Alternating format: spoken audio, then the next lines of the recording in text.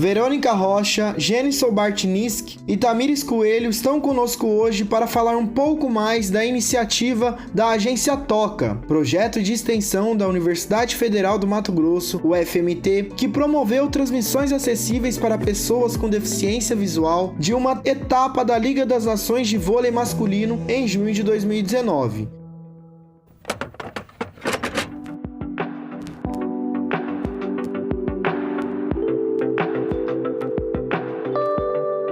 Sejam muito bem-vindas, Verônica e Tamires, e seja muito bem-vindo, Jenison. É um prazer recebê-los aqui em nosso projeto. Para começar nossa conversa, poderiam iniciar se auto-descrevendo e se apresentando brevemente para o público que nos escuta? Tamires, professora da casa, poderia começar? Oi, pessoal. Eu sou uma mulher branca, gorda, de estatura baixa, cabelos cacheados ruivos, com fibromialgia e uso óculos com armação em corvinho. Verônica, agora é com você. Olá, boa noite. Eu sou a Verônica. Eu sou uma mulher negra não retinta. Eu tenho cabelos cacheados, médio, meio que perto do ombro. Eu uso um óculos de armação clara, com estatura mediana. Perfeito. E você, Jenison? Oi, João. Obrigado pelo convite. Sou um homem branco, com 1,85 m de altura, gordo, cabelo curto loiro e uso óculos de grau. É um prazer estar ao lado da professora Tamires e da Verônica. Para começar nossa conversa, Tamires, você poderia contar um pouco mais sobre a Agência Toca, sobre esse projeto, que se tornou um projeto de extensão, na verdade, posteriormente, e como que se incorporou essa ação que vocês promoveram lá em 2019, essa ação histórica, por sua vez, né, de uma transmissão acessível de um jogo de voleibol masculino à época da Liga das Nações de voleibol masculino em 2019, promovida em Cuiabá. É muito interessante pensar que foi uma oportunidade que a gente teve, né, em parceria com a CBV, né, e que é a Confederação Brasileira de Voleibol. A gente conseguiu credenciar a agência como um veículo, tanto quanto outros comerciais, enfim, né? Então a gente conseguiu essas credenciais tiveram revezamento ao longo dos dias, né, para a gente conseguir fazer com que várias pessoas tivessem essa experiência, tanto na parte de narração, comentário, né, ali na parte radiofônica, quanto cobertura pelas redes sociais, cobertura fotojornalística, né? Então, a gente teve produção de fotos, vídeos, transmissão radiofônica via Facebook, tudo é transmitido ali via redes sociais de forma gratuita, né, para quem não conseguiria ver pela Sport TV, que era detentora dos direitos, né, de transmissão televisiva da VNL. Então, a gente teve várias etapas, uma delas, né, em Cuiabá, em 2019, e foi em junho, né, esses 3 jogos que foram transmitidos foram dos dias 21 a 23. A gente começou o trabalho no dia 20, no processo dos treinos, né, de credenciamento, enfim. E junto à nossa equipe, a gente teve também o apoio do professor Luan Chagas, né, que esteve ali no suporte durante as transmissões. A agência, né, a Agência Experimental de Comunicação Toca, né, é um projeto de extensão que nasceu entre 2017 e 2018 na Universidade Federal de Mato Grosso, criado pela professora Pamela Saunders Craveiro, e ao qual eu me vinculei assim que eu cheguei, assim que eu entrei como professora na universidade, em 2018. Então, a ideia da agência era trabalhar a comunicação numa perspectiva freiriana, com prática dialógica, e incluindo estudantes de jornalismo, radialismo, publicidade e propaganda. Então, a ideia era de fazer uma cobertura diferente. Hoje, a agência não está mais ativa, mas o projeto virou um programa de extensão que abriga outros projetos, como, por exemplo, o OpsLab, que é o Laboratório de Publicidade e Sociedade, e o Pauta Gênero, que é o Observatório de Comunicação e Desigualdades de Gênero. Então, a Toca ainda existe na UFMT, e essa lógica de trabalhar com perspectiva freiriana, a partir de coberturas, mas também a partir de prestação de serviços à comunidade, ela ainda existe. Na época, a gente fez, né, uma cobertura que foi antecedida por oficinas. Então, a gente fez 5 oficinas de preparação sobre narração esportiva, sobre vôlei, sobre apuração e jornalismo esportivo, sobre cobertura esportiva em redes sociais, prática de jornalismo esportivo, e também tivemos a visita à AMC, que é a Associação Mato Grossense dos Cegos, para ouvir suas demandas em relação às transmissões esportivas radiofônicas. E a gente já sabia que havia ali um descontentamento, então a gente foi tentar escutá-los e trazer essas contribuições para a nossa cobertura. Agora, vocês poderiam começar compartilhando um pouco mais das suas experiências e perspectivas sobre a importância da acessibilidade em transmissões de rádio? Como isso impacta a inclusão das pessoas com deficiência visual nesse campo?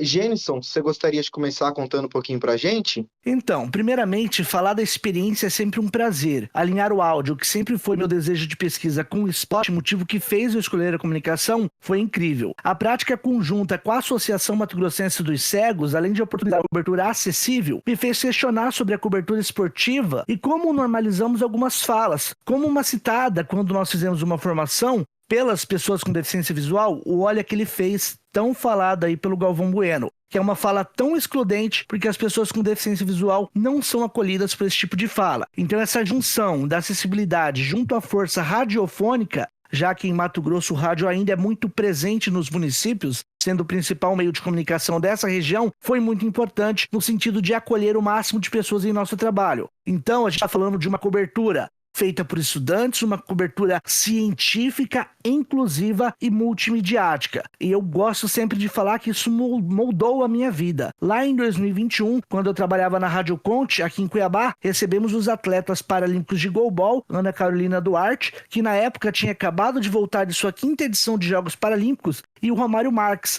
que foi ouro em Tóquio, ele era capitão da equipe de goalball. E uma iniciativa minha com o Vitor Arias, que participou inclusive dessa cobertura, foi de fazer audiodescrição no começo do programa na rádio que tem a maior abrangência aqui no estado de Mato Grosso. Parece algo simples, mas foi muito importante para construir aquela entrevista, a relação com os entrevistados. Inclusive, ainda hoje eu mantenho um vínculo muito forte com a Ana e com o Altemir Trapp, que estava acompanhando a Ana no estúdio, é marido dela e preparador físico da Seleção Brasileira de Goalball. Entendi. Muito legal. E para você, Verônica, como que foi essa experiência?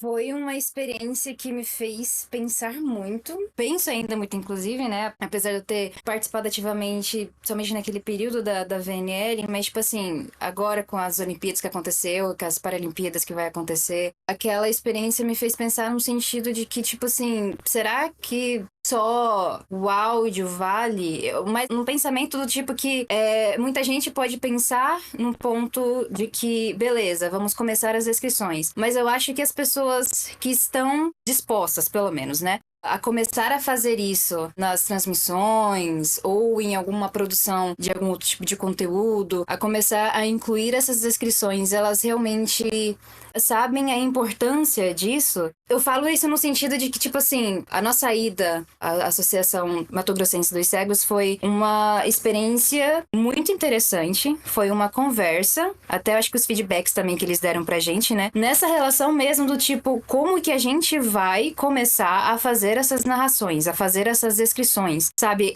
Como o Jenison falou, a gente acaba caindo também nos próprios vícios, né? Eu mesma, quando eu tava reescutando o episódio, no caso, né, que eu acabei narrando, eu tive muito vício na fala, tipo, olha o que ele fez, que nem o Jenny falou. Ou outras coisas também, no sentido de, tipo, que eu tava tão focada, talvez, em narrar o que está acontecendo no jogo, mas talvez eu não tivesse descrito o suficiente, entende? Talvez uma aproximação maior, tanto da pessoa que está lá disposta, né, tipo, a começar a fazer as descrições, começar a trazer mais essa maior acessibilidade dentro dessas missões e tudo mais, maior aproximação com essas pessoas. Tipo, pô, da Associação Mato Grossense dos Cegos estão lá, vamos bater um papo, aproximar mais, ver o que dá pra melhorar. Eu acho que isso poderia melhorar muito, principalmente o nosso olhar em relação a isso, sabe? Sei, perfeito. E você, Tamires, o que que você pensa mais ligado a esse viés acadêmico, da importância dessas experiências e o impacto dela para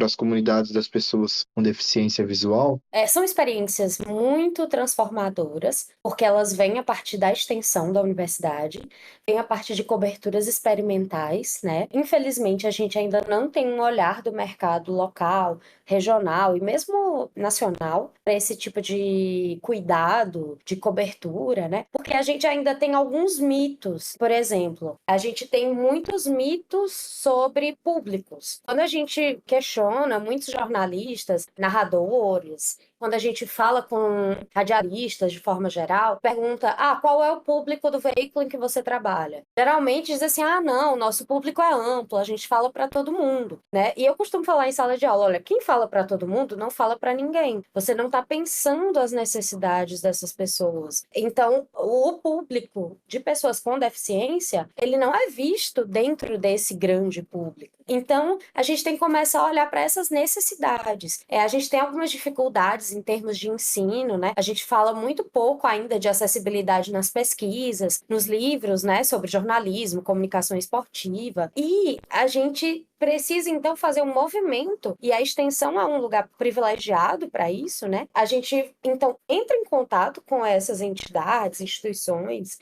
comunidades, a gente escuta essas demandas e a gente tenta trazer para a experimentação dentro da universidade. E aí a gente consegue fazer, muitas vezes, trabalhos melhores do que o que a gente vê no mercado. Apesar de o rádio, né, como o Jenison falou, estar muito forte, né, ele é muito consolidado, é o veículo, assim, de maior força, eu diria, aqui em Mato Grosso. Mas, infelizmente, ainda um veículo que digamos assim, o tipo de comunicação radiofônica que é feita aqui ainda desconsidera as pessoas com deficiência, ainda é feito de uma forma muito genérica. E aí, assim, quando a gente pensa essa perspectiva da acessibilidade, no caso dessa experiência da Toca, que era uma agência na época e agora é um programa de extensão que eu coordeno na universidade, usar o formato de narração didático-descritiva ajudou a evitar muitas falas excludentes que são naturalizadas pela cobertura radiofônica em geral.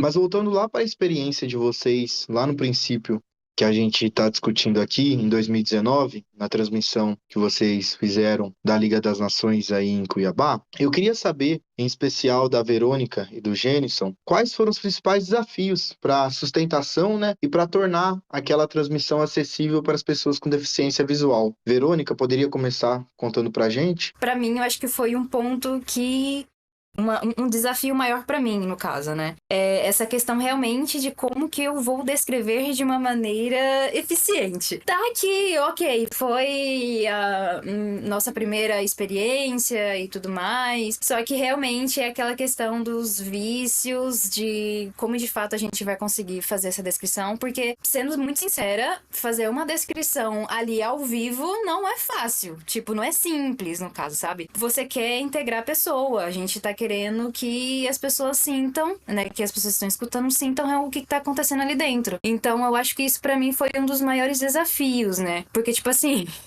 eu escrevendo a descrição, ok, agora falando naquela hora, naquele calor do momento, tudo ao vivo e vai, ainda mais nos jogos, que era aquela rapidez e tudo mais, foi um desafiador, assim, pra mim. Entendi. E para você, Jenison? Então, antes de falar, né, é importante destacar que a Verônica falou que foi desafiador, mas a Verônica representa um marco para o estado de Mato Grosso.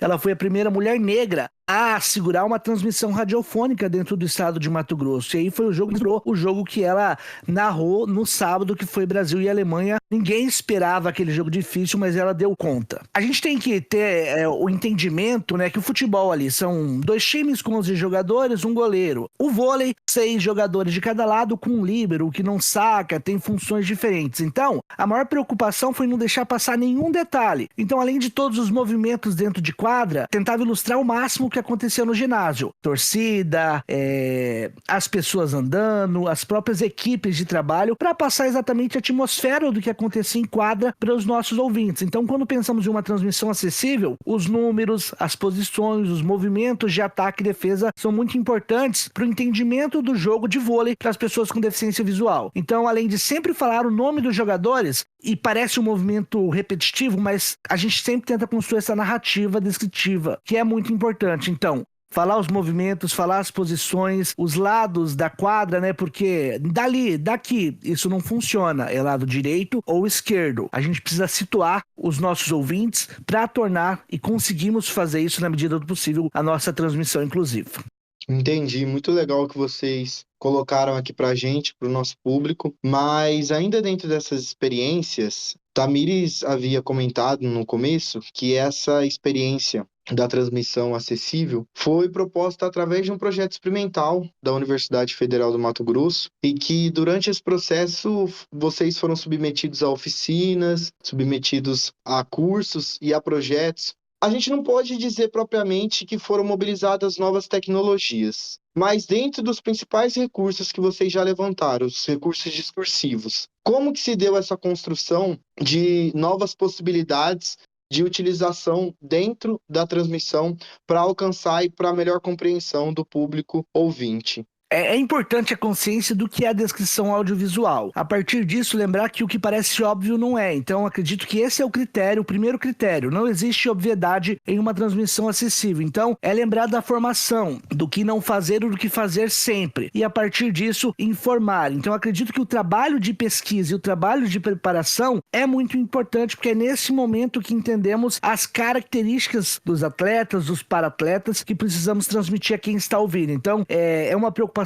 que eu carrego comigo. E essa questão dos aparatos tecnológicos foi um projeto de extensão, foi muito prazeroso, mas ali eram equipamentos dos estudantes. Um computador de melhor qualidade, um celular de melhor qualidade, então a gente tinha consciência que poderia dar problema, mas nós tínhamos que segurar ali com a nossa preparação. Então foi mais ou menos disso, não existe obviedade, e se não fosse esse preparo de um mês ali de oficinas que nós tivemos, nós não conseguiríamos segurar, porque ali tínhamos jogos de 2, 3 horas e mais de 3 horas. Sem contar que estamos em Cuiabá, uma região muito seca, muito quente, o ginásio lotado, então tem a questão também climática que cansava em dobro a nossa equipe, mas conseguimos ali fazer o que nos propusemos. É que o Jenny falando a respeito também do clima foi real. Vai cansando muito. Eu já tava com dor de cabeça no final do jogo, mas enfim. Mas, de fato, as oficinas foram realmente muito importantes pro nosso crescimento e preparação pra gente fazer as coberturas e tudo mais. E é isso que, até pegando um pouco o que o próprio Jenny falou a respeito da primeira fala dele, de como é importante essa aproximação, principalmente com a galera da Associação Mato Grossense dos Cegos, que ter esse contato de como que a gente vai fazer as autodescrições, como que a gente vai poder fazer essa transmissão, como que a gente vai transformar aquela experiência da melhor maneira possível para que essas pessoas também aproveitem. Repito, pelo menos, né, ao meu ver, aquela descrição não é algo simples ali. Então, tipo, ter esse contato para realmente entender como funciona a transmissão, como fazer, como descrever e tudo mais, para ficar mais fácil, para ficar mais simples, para poder trazer essas pessoas, prender a atenção delas também e fazer com que elas aproveitem e sintam, de fato, que estão junto conosco ali dentro, entendeu? Participando de toda aquela experiência da VNL ou de qualquer esporte que vai passando. Entendi. E para você, Tamires, você que estava do outro lado desse polo, né? Se assim a gente pode conflagrar, que foi de oficina, de rodas de aprendizado, você que estava dando-as, como que foi para você, quão desafiador foi colocar narradores, colocar repórteres, colocar futuros jornalistas para se sensibilizar com uma pauta que é uma pauta tão emergente, que é a questão da acessibilidade dentro do rádio brasileiro? Então, eu acho que é importante falar também que nas nossas equipes a gente tinha estudantes de jornalismo, de publicidade e propaganda e de radialismo. Então, a gente tinha uma diversidade interessante, né, de estudantes de comunicação, tanto no projeto quanto nessa cobertura especificamente. E, assim, a gente tinha muitos desafios no sentido de prepará-los para uma experiência que usualmente eles não tinham na universidade, né? E com um peso, né? Poxa, eles estariam ali e estiveram, de fato, cobrindo em tempo real a seleção brasileira de vôlei masculino. Então, foi uma coisa que gerou, claro, uma ansiedade, né? Um nervosismo, mas a gente teve que apostar também em informações muito específicas, tendo consciência de que muitas vezes na universidade a gente não consegue trazer esse debate da acessibilidade como algo cativo, digamos assim, como algo que vai sempre ser preenchido. Então a gente acabou fazendo pela via da extensão, olhando de forma crítica para os nossos currículos, percebendo esses problemas e tentando contornar isso por meio das oficinas, né? E uma abordagem, digamos assim, educacional nesse sentido, né, para estudantes em formação em professores da comunicação. Para a gente pensar esse treinamento, eu acho que começa também pelo processo de escuta. A escuta desses diversos públicos com deficiência, porque existe uma enorme diversidade dentro do que a gente chama de comunidade de pessoas com deficiência, né? Então, a gente tem muita gente com muitas necessidades diferentes. Primeira coisa é naturalizar a escuta das necessidades, das demandas. E eu acho que a gente tentou contemplar uma diversidade, ainda que mínima, na cobertura, porque a gente também tentou pensar um material audiovisual para o Instagram, né, para o Facebook, de forma muito experimental ainda. A gente não tinha a diversidade e não eram acessíveis esses recursos, softwares de edição rápida de material. A gente não tinha ainda processo de legendagem feito de forma automática, né? A gente está falando de 2019, mas a gente teve também, a gente tentou incentivar, olha, pessoal, a transmissão vai ser focada para as necessidades do público com deficiências visuais, porque outros públicos vão estar melhor atendidos ali com aquela transmissão pela Sport TV, né? Mas, por outro lado, vamos tentar oferecer uma cobertura fotográfica legal, legendas grandes ali no Facebook, né? Vamos botar textos com bastante descrição para o pessoal que não pôde ir até o ginásio entender como que estava, acompanhar melhor aquilo ali. Principalmente, por exemplo, se a gente pensa na comunidade de pessoas surdas, né? Que não vai conseguir ter aquela transmissão ali que a gente ofereceu via Facebook, já que era radiofônica, né? E a gente não conseguiu fazer o processo de tradução para Libras. Foi uma coisa interessante, mas é claro, foram movimentos bem iniciais, digamos assim. Eu gostaria que a gente tivesse mais espaço nos currículos e na própria estrutura da universidade para a gente ofertar esse tipo de serviço de uma maneira melhor.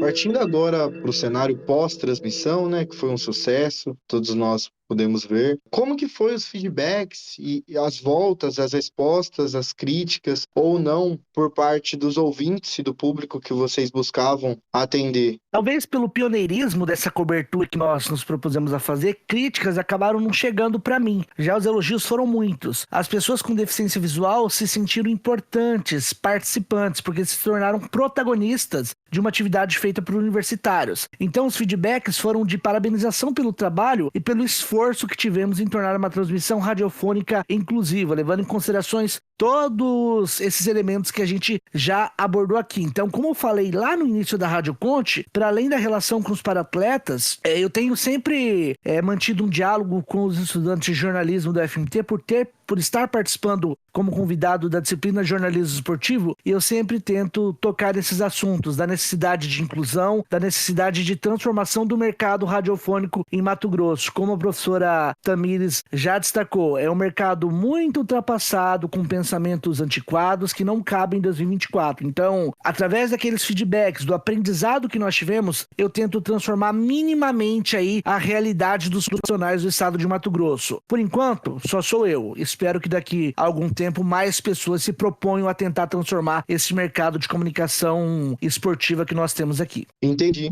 E para você, Verônica, chegou alguma sugestão, crítica? Como que foi a recepção do público com essa transmissão que você executou? Olha, e críticas, eu não me lembro de ter recebido. Na verdade, eu acho que a gente não recebeu, né, do que a gente fez, né? Foi bastante elogios mesmo, como o Jenison falou. Eu me lembro, eu acho que foi um feedback de um dos integrantes da Associação Mato Grossense dos Cegos, que foi realmente o ponto da descrição. Mas isso foi realmente pra melhorar e tudo mais. Mas foi mais elogios mesmo, acho que pelo que a gente fez e tudo mais. E espero que aconteça mais vezes, né? Que mais pessoas consigam fazer. Eu acho que os feedbacks que a gente teve por parte da MC, eles foram mais no sentido dessas sugestões pontuais, né? Como a Verônica recebeu, né? De, olha, tentar superar alguns vícios de linguagem. Mas foram feedbacks muito carinhosos, assim, né? Foram coisas pontuais, mas a gente sentiu ali um vínculo, né? Construído e muito importante junto com a associação. Nesse sentido, né? Eles sentiram que a gente, de fato, se propôs a escutar e a tentar levar essas demandas e tentar contornar, né, esses problemas que eles enfrentam todos os dias quando tentam ter acesso a uma cobertura esportiva. Até porque, além de a gente ter, claro, uma necessidade de uma cobertura especial e pensada para esse público e, sobretudo, dos esportes paralímpicos, mas as comunidades de pessoas com deficiências, elas não são restritas no sentido de as pessoas só acompanham pessoas com deficiência fazem. Não, elas querem ter acesso a uma cobertura de futebol, de vôlei, de basquete, de natação, de boxe.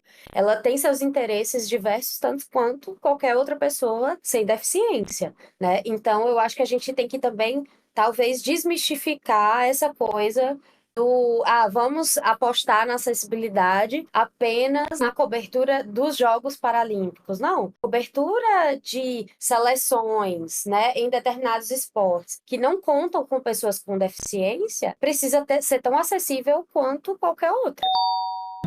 Perfeito. Infelizmente, nosso tempo já está chegando ao fim, mas eu queria trazer um questionamento para vocês três sobre o que nós podemos esperar para o futuro. Vocês que atuam na área, Tamires está aí no polo inicial, né, desse processo, que é a educação, a formação desses jornalistas, desses publicitários, que vão atuar aí nos programas radiofônicos por todo o Brasil. Quais são as expectativas e o que a gente pode esperar do desenvolvimento dessa tendência ou inovação que a gente pode enquadrar assim, que não deveria ser, né, infelizmente, já que é uma pauta emergente, das questões de acessibilidade dentro do rádio. Pois, como o próprio Jenison disse, muitas pessoas pensam, o rádio já é acessível, por mobilizar somente um sentido para as pessoas que não enxergam, por outras inúmeras justificativas. Mas como que você enxerga o panorama de avanço dessas inovações, dessas tecnologias, desses modos de transmissão radiofônicos, em especial do modo de transmissão radiofônico esportivo, para o futuro? Fazendo esse recorte para a minha área de atuação, que é o rádio, infelizmente eu sou pessimista quanto ao futuro. Nesses 3 anos de caminhada, né, no Rádio Cuiabano, me deparei com muitos problemas, como eu já acabei citando, desde machismo, homofobia, capacitismo. Então penso que a saída é investirmos nos jovens, assim como a UFMT, o Departamento de Comunicação, fez lá em 2019 nessa formação. Essa é a saída, investir nos jovens para que eles se preparem adequadamente e tenham essa preocupação com todas as pessoas. E aí a gente está falando do respeito acima de tudo. Então, sou pessimista, mas tento ser aí um mobilizador de uma transformação dentro do rádio cuiabano. Pelo menos eu sou uma pulguinha ali que incomoda e isso eu já fico bastante feliz. Acho que a gente tem, né, essa expectativa de escuta mesmo maior, que é algo que eu já ressaltei em outros momentos aqui, né, na nossa conversa, das pessoas, das instituições, pessoas com deficiência, para cobrir melhor diversos eventos que não necessariamente envolvam apenas pessoas com deficiência, né? Mas eu acho que uma coisa importante é olhar para a inovação não apenas mediada por dispositivos, por tecnologias digitais e tudo mais. E eu acho que uma grande prova disso é essa cobertura, ela ganhou em 2020 o Prêmio Nacional da Expocom, né? Que faz parte ali da Intercom, que é a principal sociedade científica brasileira de estudos interdisciplinares de comunicação, é a principal, que envolve estudantes, que envolve produção experimental e que reconhece esses trabalhos de referência. A gente ganhou o prêmio na categoria produção transdisciplinar, né, na modalidade comunicação e inovação. E a gente estava ali concorrendo com aplicativos, com outras coisas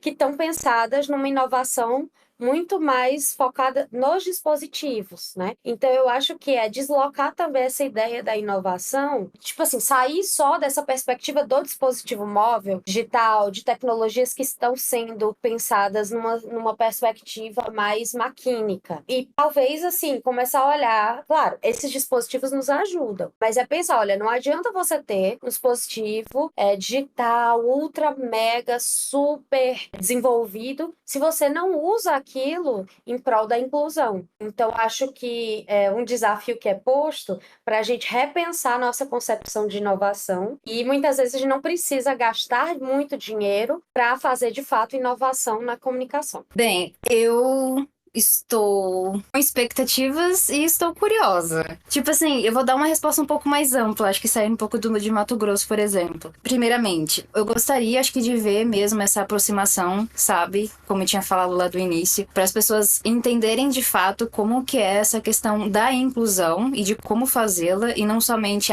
beleza, vamos aqui fazer, não sei o quê, faz porque, a gente tem que fazer, sabe? Não ter esse tipo de pensamento. Mas a gente ter realmente essa questão de entender de fato e começar a implementar de formas que seja feita de uma maneira, tipo, eficiente, que, por exemplo, pegando o que eu vi no Mídia Ninja, né, esses dias, né, que o final da Copa de Basquete da França, a galera utilizou uns dispositivos que uma pessoa narrava os detalhes da partida e uma outra voz adicional fazia a descrição, entendeu? Então, tipo assim, vamos chegar nesse nível e, tipo, correr pra chegar, pra conseguir isso, sabe? E vendo por um lado, por exemplo, que nem o Jenny falou, da questão, tipo, dos jovens.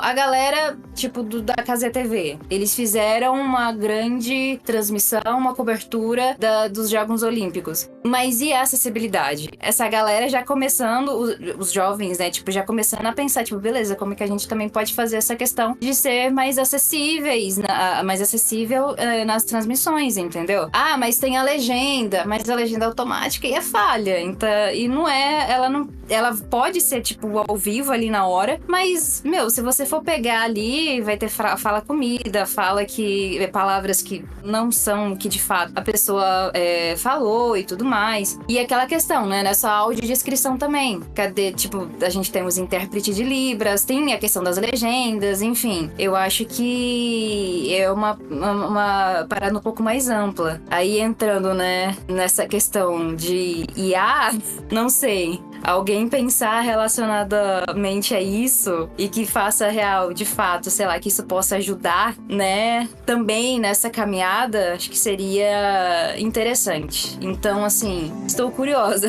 Vamos ver o que dá. E essa foi nossa conversa com Verônica Rocha, Jenison Bartnisk e Tamires Coelho, integrantes da histórica transmissão acessível da Liga das Nações de Vôlei Masculino em 2019. A produção desse episódio é de João Faustino e Tamires Coelho, a edição de Marcos Pac e a apresentação de João Faustino. O projeto Somos Diversas é financiado pela CAPES, Coordenação de Aperfeiçoamento de Pessoal de Nível Superior.